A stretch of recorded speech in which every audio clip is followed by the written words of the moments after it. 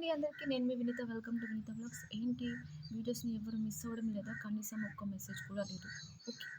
మళ్ళీ ఇప్పుడు కొన్ని అనివార్య కారణాల వల్ల వీడియోస్ అయితే మిస్ అయ్యాయి. ఇక్కడ నుంచి అలా అస్సలు జరగదు. వచ్చేసాను మీ ముందుకు మళ్ళీ. సో, కొన్ని డేస్ బ్యాక్ నేను ఇందులో మెంతులు చల్లాను కదా!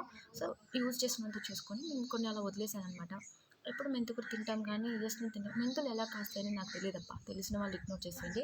సో, నేను ఇది ఫ్లవరింగ్ స్టేజ్ వచ్చినప్పుడు చూపిద్దాం అనుకున్నాను. బట్ లేదు లేదు, కాయలు కూడా వస్తాయి కదా, అప్పుడు చూపిస్తే బాగుంటుందని అనుకున్నాను. ఈ మంచి కాయలు కూడా చాలా వచ్చినాయి. ఈ పుణ్యకార్యాన్ని పాడు చేయడానికి ఈ పురుగులు కూడా అటాక్ అయిపోయాయి అనమాట. ఆల్మోస్ట్ మంచిగా ఉన్నాయి. నేను దగ్గర చూపిస్తాను. చాలా చెట్టు నిండా కాయలు ఉన్నాయి అనమాట. సో, ఏంటి సడన్గా మార్నింగ్ వచ్చేసరికి మొత్తం తినేసి ఉన్నాయి అనమాట. అర్థమే అవ్వలేదు. ఈ మొత్తం పురుగు వచ్చేసింది. ఎట్లా తినేసింది, ఆల్మోస్ట్ చాలా వరకు చంపేసాను. మెంతులు ఇలా కాస్తాయి అనమాట. నాకు తెలియదు మెంతులు ఇలా ఉండి కాస్తాయని. చూసారా, పెస్ట్ వచ్చినాయి, ఎట్లా తినేసినాయో.